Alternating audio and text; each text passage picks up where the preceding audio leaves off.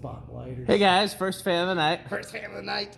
So, first of all, if you want to see more behind the scenes footage, including some stuff you might be seeing in the barn but haven't seen yet, or watching the process on that going up or anything else, patreon.com/dspiffy. Okay, well now that we've got that out of the way, what happened here? What? Oh, probably in transportation. Oh. It's like no matter what. Where's the knob? Did it not have the knob? Did not have one. Remember? Okay, well, cardboard box. Well, I got report. Hey guys, first fan of the night. First fan of the night. So, first of all, if you want to see behind the scenes footage from here, the barn, and everything else, go to patreon.com/dspiffy. Now that we got that out of the way, what fan is this, Pete? A gold line. Envirofan, model 160F-7, made by Union, known as the Gold Line. Now, Pete doesn't care for these. I happen to really like them. So this was, Envirofan still makes the Gold Line today, and I believe, I don't know this for sure, but I believe their supplier is the Xinhu Electric Motor Factory in China. Prior to that, they were made in Taiwan. I'm not sure by who, but I have a theory that it was either Air-Cool or what's the other big Taiwan company that everybody loves? Not Halsey, the Alaska. Firebird, that company. And then before that, up through the early 80s, they were made by Union and Evergo in Hong Kong. And that is Pete and my favorite version, yes. even though I think we would both agree that the version made in Taiwan is probably the best quality out of the three. The China version is more reliable but slightly less powerful than the Taiwan. The Union is also slightly less powerful, but Union had some quality control issues, and if you find one with issues, it's almost certainly going to be this version, but we still like them best. Oh yeah, just because I saw them so much as a kid. And I've talked in great detail about the two places I first saw these as a kid. These were all over Wisconsin, so I saw them in a lot of places. Oh yeah, me too. But the Kohl's grocery store, Pete and I both saw them in the 80s and early 90s, and the Kohl's grocery store spec'd these fans for their larger locations. I noticed it was the large stores because the one in Brown Deer itself was smaller. It was the size of the East Restore. Yep, no fans? Nope. East Restore didn't have fans when it was a Kohl's either. No.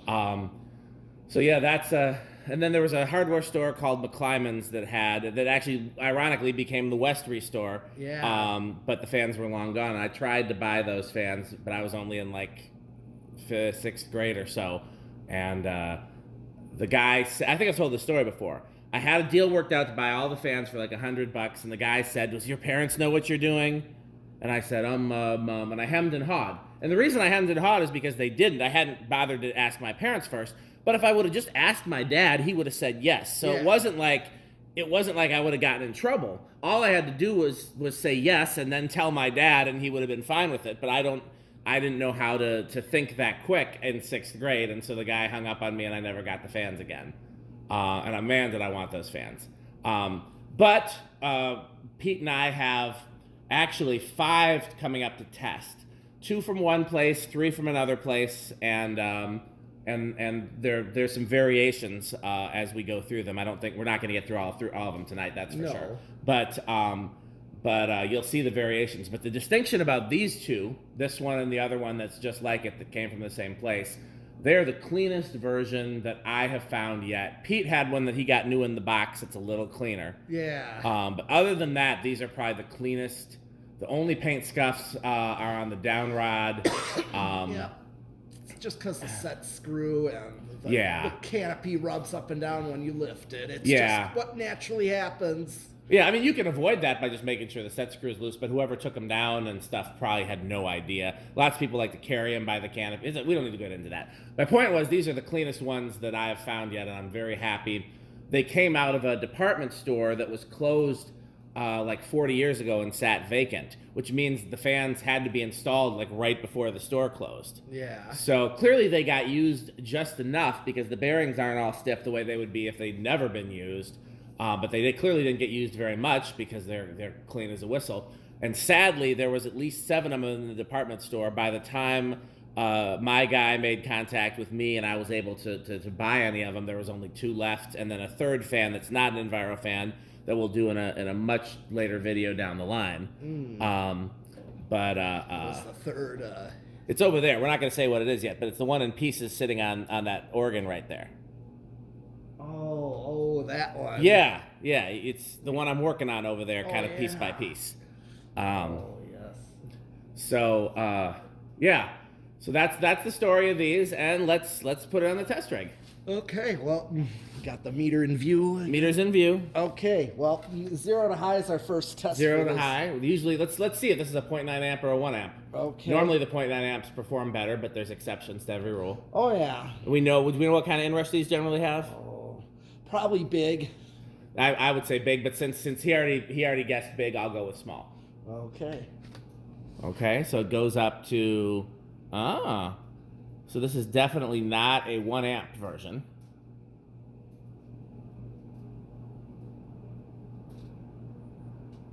Let's see how fast it goes. It is also possible that it has a drifted capacitor.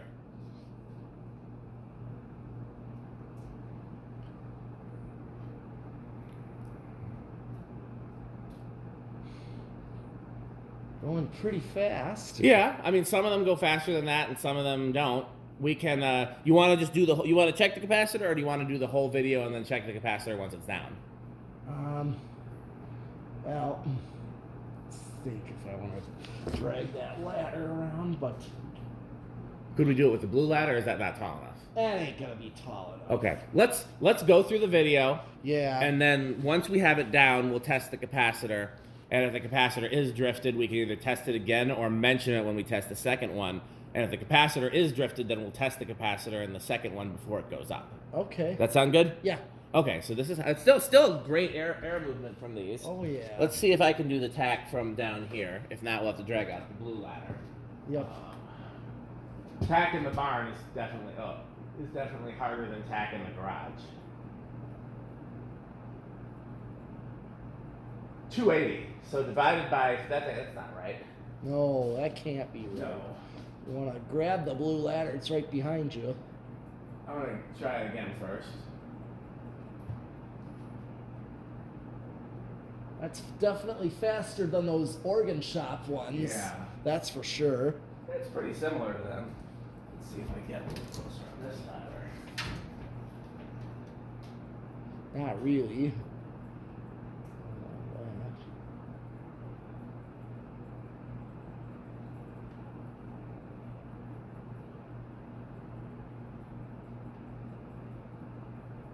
Battery's dying on this one too. Yeah. Well, let's get the blue ladder. Let's see if I can get a little closer. Okay. You don't have any 9 volts out here, do you? I might. I might have brought some out here too. I just don't know where they would be. All right.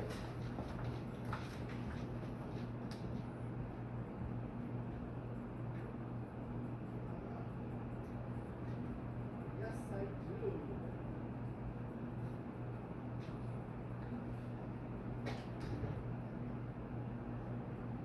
Rick usually.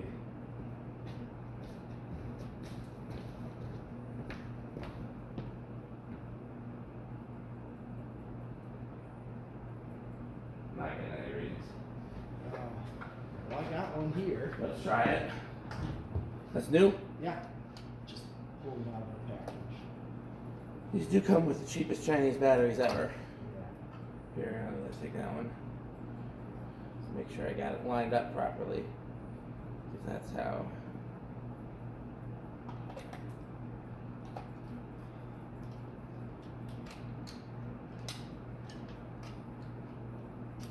Right back. No low battery signal. It makes a difference.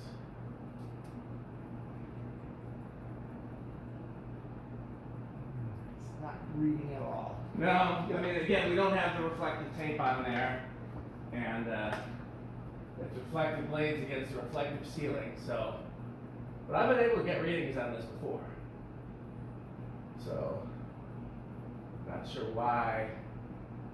Now, I'm going to try a few things. Best, most consistent place to get readings is in my garage.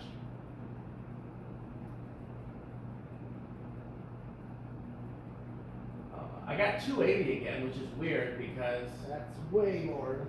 It's definitely faster than 280. Well, divided by 3. It's 3 plates, so it'd have to be.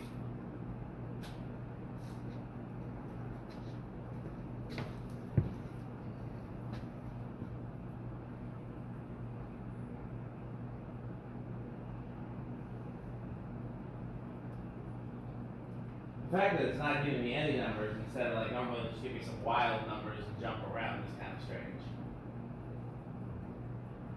Try lining it up with a beam or the wood. That's what I've done, yeah.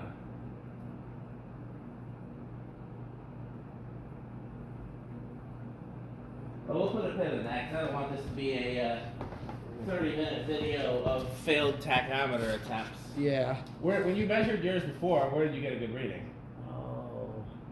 I thought off of the one of the wood beams there. Are you here in the loft? Yeah.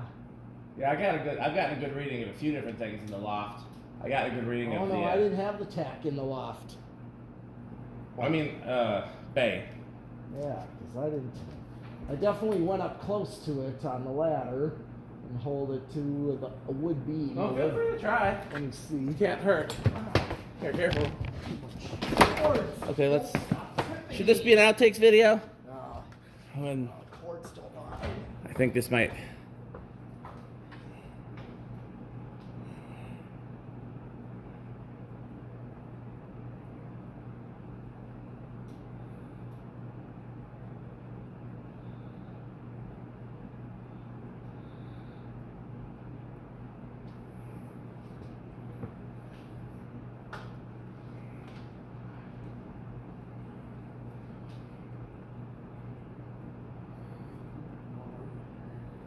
I'm getting 844. 844. Yep. That seems closer. Yeah. That seems a quite lot closer, 300. right? So that seems about normal. Okay, well, should we start over and just use that reading?